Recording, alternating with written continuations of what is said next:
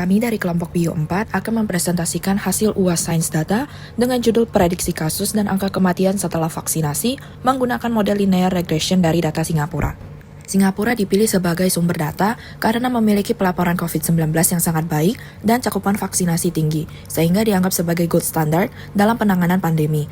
Setelah vaksinasi dimulai, tren kasus dan kematian tetap dipengaruhi banyak faktor, seperti varian baru, perubahan mobilitas, dan penurunan ketatnya kebijakan, sehingga diperlukan model seperti linear regression untuk melihat variabel apa yang paling berpengaruh. Meskipun data harian yang tersedia terbatas, yaitu sekitar 600 data points, model tetap mampu digunakan untuk memprediksi pola umum, terutama mendeteksi lonjakan kasus dan melihat perbedaan dampak vaksinasi terhadap kasus dan kematian. Analisis ini membantu memahami bagaimana vaksinasi, kebijakan pemerintah, dan dinamika penyebaran saling berinteraksi setelah program vaksin dimulai. Tujuannya adalah untuk memprediksi kasus dan angka kematian setelah vaksinasi menggunakan model linear regression berbasis data Singapura, sekaligus mengidentifikasi faktor-faktor utama yang mempengaruhi prediksi tersebut dan memahami bagaimana vaksinasi serta perubahan kebijakan berdampak pada tren pandemi. Berikut merupakan parameter death rate yang digunakan, yaitu days since vaccination start, new cases muted per million, total cases per million, dan lain-lain. Berikut merupakan parameter training yang digunakan, yaitu days since vaccination start, total vaccination per 100, total vaccinated per 100, dan lain-lain. Prediksi dibuat menggunakan aplikasi VS Code dengan bantuan model Cloud Opus 4,5. Data yang digunakan bernama covid.csv dan library yang digunakan ada Panda, NumPy, sklearn, dan Matplotlib. Pertama itu dilakukan proses loading covid.csv dan kemudian mengkonversikan date column ke date time. Selanjutnya dilakukan filtering data untuk training dengan cara menentukan tanggal pertama vaksinasi dan juga menormalisasi semua dataset agar dimulai dari hari pertama vaksinasi. Kemudian dilakukan filtering angka negatif karena tidak mungkin terjadi dan kemudian dikombinasikan menjadi satu dataset. Setelah dilakukan filtering, berdasarkan data Singapura dari hari pertama vaksinasi terdapat 691 data yang bisa digunakan untuk training. Setelah dilakukan filtering, parameter yang digunakan untuk prediksi kemudian dipilih, dengan fokus utama pada metrik vaksinasi seperti total vaccinations per 100 dan people fully vaccinated per 100. Kemudian, model ini juga mempertimbangkan faktor-faktor demografi seperti life expectancy, median age, population density, dan sebagainya. Setelah dilakukan pemilihan parameter, maka data untuk training akan difilter kembali untuk menghilangkan baris yang berisi data kosong. Data yang sudah dibersihkan kemudian dikategorikan dengan X dan Y untuk menandakan target dan feature. Setelah itu, dataset yang tersedia dibagi menjadi training set dan testing set. Kemudian, standard scaler digunakan untuk normalisasi dari grafik tersebut. Model regresi linear kemudian dibuat dengan training dataset dan diuji prediksinya dengan test dataset. Setelah itu, model dievaluasi dengan menggunakan parameter mean square error, mean absolute error, dan sebagainya. Bagian code ini digunakan untuk mengevaluasi parameter atau faktor yang memiliki dampak paling besar dan juga meng-highlight key feature yang menarik. Dari code sebelumnya dapat dilihat bahwa faktor yang paling mempengaruhi angka kematian adalah jumlah vaksinasi. Namun yang menarik di sini adalah model menganggap jumlah orang yang tervaksinasi secara penuh itu meningkatkan angka kematian, sedangkan total jumlah vaksinasi itu menurunkan angka kematian. Faktor lain yang berpengaruh adalah jumlah kasus baru. Slide ini berisi code yang digunakan untuk memvisualisasi hasil sebelumnya. Berikut adalah faktor yang paling mempengaruhi prediksi angka kematian dalam model kami. Dari hasil feature importance, terlihat bahwa faktor yang paling dominan adalah tingkat vaksinasi, mulai dari proporsi masyarakat yang fully vaccinated, total dosis vaksin, hingga vaksinasi parsial, lalu diikuti oleh jumlah kasus dan stringency index. Secara konsep, tingginya vaksinasi berkolerasi dengan penurunan fatalitas, namun dalam model korelasinya terlihat naik karena periode cakupan vaksin yang tinggi biasanya bertepatan dengan masa pelonggaran pembatasan sehingga mobilitas meningkat. Lonjakan kasus akibat pelonggaran tersebut kemudian memicu peningkatan death rate meskipun jauh lebih kecil dibanding sebelum vaksinasi. Variabel kasus yang sudah dismooth juga berperan karena kematian biasanya mengikuti kenaikan kasus. Jadi meskipun model tidak akurat dalam memprediksi angka kematian absolut, model cukup berhasil mengidentifikasi kapan resiko kematian meningkat dengan faktor kunci yaitu vaksinasi, jumlah kasus, dan tingkat pelonggaran kebijakan. Kode yang terdapat pada slide ini berfungsi untuk melakukan prediksi dari berbagai negara. Negara yang dipilih berdasarkan dua benua yaitu Eropa dan Asia. Slide ini merupakan bagian dari kode yang menunjukkan sampel setelah selesai diprediksi. Dalam kasus ini menggunakan Singapura, di mana data training dan data testing didapatkan. Setelah itu dilakukan visualisasi dari hasil prediksi. Untuk Singapura, model menunjukkan performa yang paling baik. Prediksi yang dihasilkan mampu mengikuti pola tren aktual, naik dan turun sesuai pergerakan data, meskipun skalanya tetap sedikit lebih rendah. Hal ini terjadi karena model memang dilatih menggunakan data Singapura, yang memiliki death rate rendah, stabil, dan relatif linear. Berbeda dengan itu, model benar-benar gagal ketika diterapkan pada Indonesia. Prediksi death rate hampir selalu mendekati 0, padahal puncak kematian pada gelombang Delta sangat tinggi. Lonjakan besar itu tidak pernah muncul dalam data Singapura, sehingga model tidak memiliki referensi untuk mempelajari magnitude ekstrim tersebut. Pada Jepang, model hanya mampu menangkap arah tren, tetapi magnitude prediksinya sangat underestimated. Scatter plot juga menunjukkan bahwa pola yang melengkung menandakan bahwa hubungan antar variabel dan death rate bersifat non-linear, sehingga tidak dapat ditangkap oleh pendekatan linear regression. Sementara itu, performa di Malaysia sedikit lebih baik dibandingkan Indonesia dan Jepang. Prediksi model bisa mengikuti bentuk gelombangnya, tetapi tetap tidak mampu memprediksi tinggi puncaknya. Meskipun pattern lebih mirip, magnitude prediksi masih jauh di bawah nilai aktual. Thailand, model memprediksi death rate yang sangat underestimated sepanjang periode. Hampir semua prediksi mendekati 0, padahal nilai aktual sempat naik lebih dari 3 per juta. Pada grafik time series, terlihat bahwa model hanya mampu mengikuti tren kasarnya saja, tetapi gagal menangkap puncak kematian yang tinggi dan tajam. Berbeda dengan itu, di Korea Selatan, model sedikit lebih baik dalam mengikuti arah tren. Namun, magnitude prediksinya tetap terlalu rendah ketika Korea mengalami gelombang besar sekitar hari ke-400.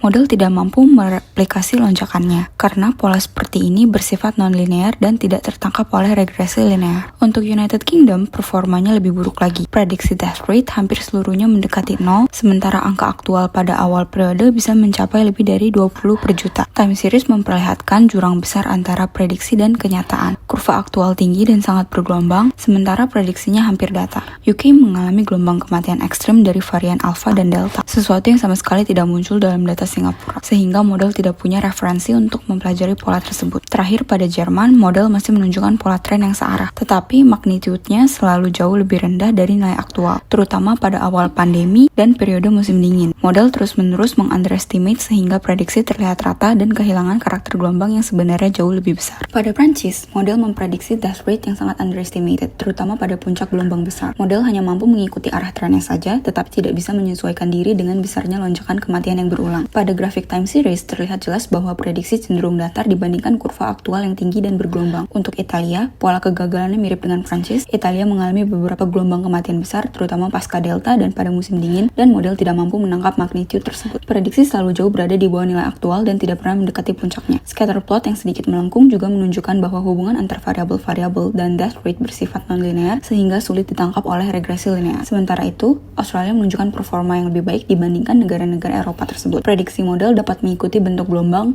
dengan lebih jelas, meskipun magnitude-nya tetap underestimated karena death rate Australia relatif rendah dan stabil. Pola ini lebih menyerupai karakteristik Singapura sehingga model lebih mudah mereplikasi trennya. Mengapa prediksi kematian di Indonesia, Thailand, dan Malaysia jauh lebih rendah dari data aktual? Prediksi kematian untuk Indonesia, Thailand, dan Malaysia jauh lebih rendah dari data aktual karena model yang kami gunakan hanya belajar dari pola Singapura. Singapura memiliki death rate yang sangat rendah, sistem kesehatan yang kuat, dan respons pandemi yang cepat, sehingga model mengasumsikan negara lain memiliki pola fatalitas serupa. Akibatnya, prediksinya otomatis menjadi terlalu rendah. Selain itu, ketiga negara ini mengalami gelombang besar, terutama saat varian Delta dengan puncak kematian yang sangat tinggi. Pola ekstrem seperti ini tidak pernah muncul dalam data Singapura, sehingga model tidak mampu memprediksi besarnya lonjakan tersebut. Perbedaan kapasitas kesehatan dan respons kebijakan juga berperan. Singapura memiliki kapasitas ICU tinggi, testing dan tracing agresif, serta pembatasan yang konsisten. Sementara Indonesia, Thailand, dan Malaysia memiliki kapasitas lebih terbatas, pembatasan yang kadang terlambat, dan testing rate yang lebih rendah menyebabkan fatality rate mereka jauh lebih tinggi. Terakhir, kecepatan dan pemerataan vaksinasi juga berbeda. Singapura memvaksinasi penduduk termasuk lansia dengan sangat cepat dan merata. Di Indonesia dan Thailand, vaksinasi datang lebih lambat sehingga banyak kematian terjadi sebelum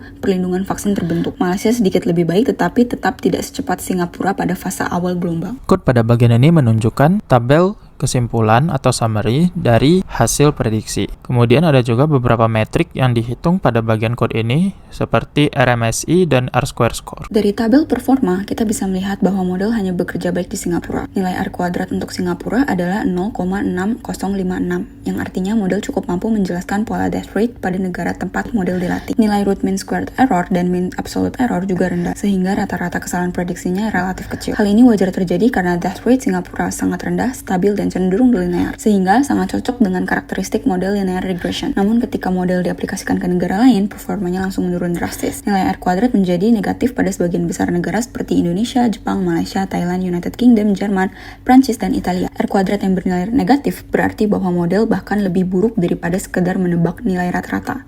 Nilai root mean squared error dan mean absolute error juga sangat tinggi, terutama di negara dengan death rate besar. Misalnya United Kingdom dengan root mean squared error sebesar 4,41, Italia sebesar 3,13, dan Prancis sebesar 2,28. Ada dua pengecualian, yaitu Korea Selatan dan Australia dengan R kuadrat masing-masing 0,63 dan 0,15. Kedua negara ini memiliki death rate yang relatif rendah dan pola pandemi yang lebih mirip dengan Singapura, sehingga model sedikit lebih mudah menirunya, meskipun magnitude prediksinya tetap cenderung lebih rendah daripada nilai aktual. Secara keseluruhan, meskipun vaksinasi berhubungan dengan penurunan fatalitas, model linear masih kesulitan menangkap puncak kematian yang bersifat non-linear dan ekstrim di banyak negara, sehingga performanya tidak dapat digeneralisasikan ke luar Singapura. Untuk prediksi jumlah kasus, sama seperti dalam kasus prediksi jumlah kematian, pertama dilakukan import library yang diperlukan untuk melakukan prediksi. Sama seperti prediksi sebelumnya, filtering dilakukan pada data Singapura untuk mendapatkan training set dan testing set. Pada code ini dilakukan pemilihan parameter-parameter yang berpengaruh terhadap jumlah kasus yang akan diprediksi. Serupa dengan prediksi kematian, data set yang dimiliki dibagi menjadi training set dan testing set dan kemudian dinormalisasi dengan standar scalar. Code ini merupakan code yang digunakan untuk membuat model regresi linear berdasarkan training set yang telah difilter. Code ini menunjukkan parameter-parameter yang digunakan yang memiliki pengaruh paling besar terhadap prediksi model. Code pada bagian ini memiliki fungsi untuk memvisualisasikan hasil training model regresi linear.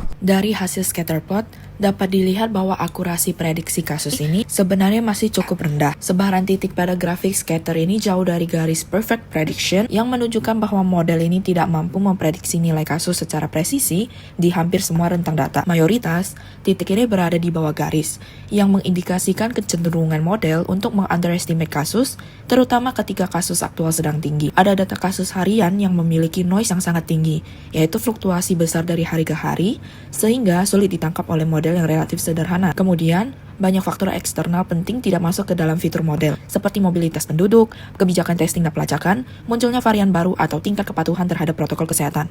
Yang terakhir, jumlah data training yang terbatas, yaitu sekitar 600 data points, membuat model ini tidak cukup melihat variasi pola kasus yang kompleks, sehingga berujung pada underfitting dan performa prediksi yang rendah. Walaupun begitu, model ini masih punya satu fungsi yang cukup berguna, yaitu model ini tetap bisa menangkap arah tren, yaitu ketika kasus aktual naik, prediksi juga ikut naik, dan ketika kasus turun, prediksi ikut turun. Jadi model ini lebih pas dipakai sebagai trend detector untuk membaca pola pergerakan kasus, bukan sebagai alat prediksi angka yang benar-benar presisi. Faktor yang paling berpengaruh ada total vaccination per 100, people vaccinated per 100, dan people fully vaccinated per 100. Korelasinya memang positif dengan kasus, tapi bukan berarti vaksin ini membuat kasus naik. Yang terjadi adalah, ketika cakupan vaksin sudah tinggi, pemerintah cenderung melonggarkan aturan. Stringency index turun, mobilitas masyarakat naik. Orang lebih banyak beraktivitas. Akibatnya, pada periode itu, kasus total bisa ikut naik. Walaupun secara individual, vaksin tetap menurunkan risiko sakit berat dan kematian. Hal ini juga terlihat dari variable days since vaccination start dan stringency index. Semakin lama program vaksin berjalan dan aturan semakin longgar, tren kasus cenderung naik lagi karena mobilitas meningkat. Sebaliknya, ketika pembatasan diperketat, kasus lebih terkendali. Variabel seperti usia, densitas penduduk, maupun jumlah tempat tidur rumah sakit justru punya koefisien yang kecil. Artinya, dalam model ini, fluktuasi jangka pendek kasus lebih banyak ditentukan oleh dinamika mobilitas dan kebijakan, bukan oleh struktur demografi yang cenderung lebih statis. Jadi, secara keseluruhan, model ini belum bagus untuk memprediksi angka kasus secara tepat, tapi masih bermanfaat untuk membaca arah tren dan melihat bagaimana vaksinasi serta kebijakan pembatasan mempengaruhi dinamika kasus di setiap negara. Sama seperti sebelumnya, negara-negara yang digunakan sebagai testing set dari model prediksi jumlah kasus dipilih berdasarkan benuanya, yaitu benua Eropa dan benua Asia. Code ini memiliki fungsi untuk memvisualisasikan hasil prediksi yang dilakukan dengan model prediksi kasus. Untuk Singapura, sebagai data training, model mampu mengikuti pola naik turun kasus dengan cukup baik. Memang skala prediksinya sedikit lebih rendah dari data aktual, tetapi secara bentuk tren keduanya masih berdekatan. Karena model dilatih sepenuhnya pada data Singapura, sehingga ia memiliki ingatan paling kuat terhadap pola negaranya sendiri. Stabilitas kasus yang relatif rendah dan gelombang yang tidak terlalu ekstrim membuat model linear bisa menangkap hubungan antar variabel dengan baik. Berbeda dengan Indonesia, model hampir sepenuhnya gagal memprediksi magnitude kasus. Hampir seluruh prediksi berada sangat dekat dengan 0, dan puncak besar seperti gelombang delta sama sama sekali tidak muncul dalam hasil model. Hal ini menunjukkan bahwa pola pandemi Indonesia berada jauh di luar distribusi yang dipelajari dari Singapura, baik dari sisi variasi, noise maupun tingginya puncak kasus. Scatter plot yang menggumpal di bagian bawah mempertegas bahwa linear regression tidak mampu menggeneralisasi ke pola yang terlalu berbeda. Pada Jepang, model hanya mampu mengikuti arah tren, seperti kapan kasus naik dan kapan turun, namun magnitudenya tetap sangat diremehkan. Gelombang Jepang memiliki pola non-linear dengan beberapa fase datar yang panjang. Kondisi seperti ini sulit ditangani oleh model linear. Scatter plot yang tampak melengkung menunjukkan bahwa hubungan antara data aktual dan prediksi memang tidak linear, sehingga model hanya menghasilkan output dalam kisaran sempit. Untuk Malaysia, performanya sedikit lebih baik dibandingkan Indonesia dan Jepang. Model bisa mengikuti bentuk besar gelombang, misalnya timing kenaikan dan penurunan, tetapi tetap tidak mampu memperkirakan tinggi puncaknya. Prediksi cenderung lebih rendah karena model terbiasa dengan magnitud kasus yang kecil di Singapura. Artinya, ada kemiripan pola ritme, tetapi variabilitas kasus Malaysia jauh lebih besar sehingga tidak tertangkap oleh model linear. Hal serupa terjadi di Thailand, model dapat menangkap ritme gelombangnya secara moderat, dan ada momen-momen di mana pola naik turunnya cukup sesuai, namun magnitud tetap terlalu rendah. Thailand memiliki fluktuasi yang lebih stabil dan beberapa spike tajam yang tidak pernah muncul pada data training. Akibatnya, model memberikan prediksi yang terlalu konservatif. Sementara itu, pada Korea Selatan, model mampu mengikuti arah tren secara kasar, tetapi perbedaan magnitud tetap sangat besar.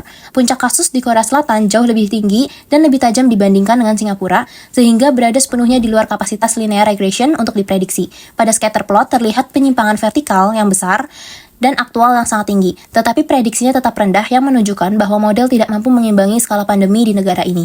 Untuk wilayah Eropa dan Australia, pola kesalahan model terlihat sangat konsisten. Pada United Kingdom, model memang bisa mengikuti pola gelombangnya secara umum, terutama timing naik turun kasus. Tetapi magnitud prediksinya jauh lebih rendah dari aktual. Puncak kasus di UK sangat tinggi dan fluktuatif, sehingga model yang dilatih pada pola Singapura tidak mampu mengimbangi skala ekstrim tersebut. Scatter plot pun menunjukkan banyak titik yang membentuk garis horizontal, yang aktualnya sangat tinggi, tetapi predicted tertahan pada nilai rendah. Hal yang sama juga terlihat pada Jerman. Model masih menangkap ritme perubahan, namun tidak pernah mendekati ketinggian puncaknya. Pola pandemi Jerman yang berlapis-lapis dan memiliki beberapa gelombang besar menciptakan hubungan yang kompleks dan non-linear, yang tidak bisa ditangani oleh linear regression. Titik scatter plot penyebar selebar secara horizontal memperlihatkan bahwa prediksi model condong tetap rendah meskipun aktual sangat bervariasi. Untuk Prancis, model mengikuti arah tren dengan cukup baik, namun magnitud kasus diprediksi sangat underestimate. Lonjakan tajam yang terjadi terutama di pertengahan timeline tidak pernah muncul dalam hasil model, karena data training Singapura tidak memiliki gelombang besar seperti ini. Model tidak punya referensi pola ekstrem tersebut. Pada scatter plot terlihat jelas hubungan non-linear, nilai aktual meningkat tajam tetapi prediksi hanya bergerombol di area bawah. Di Italia, model menunjukkan pola serupa. Beberapa bentuk gelombang masih dapat diikuti secara kasar, tetapi prediksinya tetap terlalu kecil dan gagal menjangkau puncak kasus yang sebenarnya. Pada scatter plot, titik-titik prediksi terkumpul di nilai rendah, sementara nilai aktual menyebar luas hingga rentang tinggi, menunjukkan bahwa model tidak mampu menangani skala pandemi Italia. Sementara itu, di Australia, model kembali dapat mengikuti ritme naik turun secara umum, tetapi kesenjangan magnitud antara prediksi dan aktual sangat besar, dan Australia memiliki beberapa gelombang besar dengan kenaikan kasus yang sangat cepat. Karakteristik yang tidak pernah muncul pada data Singapura. Akibatnya, model menjadi oversmoothing dan tidak responsif terhadap puncak ekstrim. Pada scatter plot, prediksi terlihat tetap datar pada level rendah meskipun aktual mencapai nilai yang sangat tinggi. Secara keseluruhan, untuk negara-negara dengan gelombang besar dan puncak kasus ekstrim, model linear menunjukkan keterbatasan yang jelas. Ia mampu menangkap bentuk tren secara kasar tetapi gagal total dalam memprediksi magnitud sebenarnya. Bagian code yang terakhir ini merupakan code untuk memunculkan tabel yang berisi summary statistik dari hasil prediksi. Dari hasil evaluasi model, kita bisa melihat bahwa sebagian besar negara menunjukkan nilai R-square yang negatif, seperti Indonesia, Jepang, Malaysia, Thailand, Inggris, Jerman, Prancis, dan Italia. Nilai R-square yang negatif ini menunjukkan bahwa performa model sebenarnya lebih buruk dibanding hanya menebak rata-rata kasus. Artinya, pola pandemi di negara-negara tersebut sangat berbeda dari Singapura, sehingga model gagal melakukan generalisasi.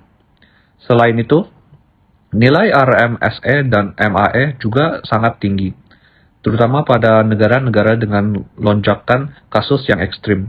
Contohnya, Korea Selatan memiliki RMSE terbesar yaitu 1344, diikuti oleh Prancis dengan RMSE sekitar 1025 dan Australia sekitar 873. Menariknya, meskipun Korea dan Australia memiliki nilai R-square yang sedikit lebih tinggi dibanding negara lain, yaitu Korea sekitar 0,21 dan Australia sekitar 0,0115. Error mereka justru yang paling besar. Ini menunjukkan bahwa model hanya mampu mengikuti bentuk tren, tetapi tidak bisa memprediksi besarnya dengan tepat. Hal ini terjadi karena model linear memang memiliki keterbatasan. Hubungan antara vaksinasi, tingkat pembatasan, dan jumlah kasus sebenarnya bersifat non-linear. Pada masa gelombang besar seperti Delta atau Omicron, perubahan kasus bisa sangat tiba-tiba dan ekstrim. Namun, linear regression hanya mampu menangkap perubahan yang halus, sehingga puncak-puncak yang tajam tersebut tidak terbaca sama sekali. Satu-satunya negara di mana model bekerja cukup baik adalah Singapura, yang juga menjadi data training. Nilai R-square pada tesnya set mencapai 0,532, dan errornya adalah yang paling rendah. Ini karena Singapura memiliki kasus yang relatif rendah, stabil, dan tidak mengalami lonjakan ekstrim, sehingga hubungan antara variabel lebih linear dan sesuai dengan karakter model. Secara keseluruhannya, hasil ini menunjukkan bahwa model linear regression hanya efektif pada negara pada pola kasus yang stabil, tetapi kurang mampu menenangi dinamika pandemi yang kompleks dan non-linear pada negara lain. Jadi, kesimpulan dari presentasi ini, pandemi merupakan fenomena kompleks yang tidak dapat dijelaskan hanya dengan hubungan linear antara vaksinasi, kebijakan, dan jumlah kasus atau kematian. Analisis ini menunjukkan bahwa model sederhana sepertinya regresi linear hanya mampu bekerja pada kondisi yang stabil, tetapi gagal ketika dihadapkan pada lonjakan besar dan dinamika nyata di berbagai negara. Perbedaan respon pemerintahan, kekuatan sistem kesehatan, dan perilaku masyarakat membuat setiap negara memiliki pola pandemi yang unik dan sulit digeneralisasi. Dengan demikian, pemodelan pandemi membutuhkan pendekatan yang lebih fleksibel dan kontekstual agar dapat menangkap realitas yang sesungguhnya. Sekian dari kelompok kami, terima kasih.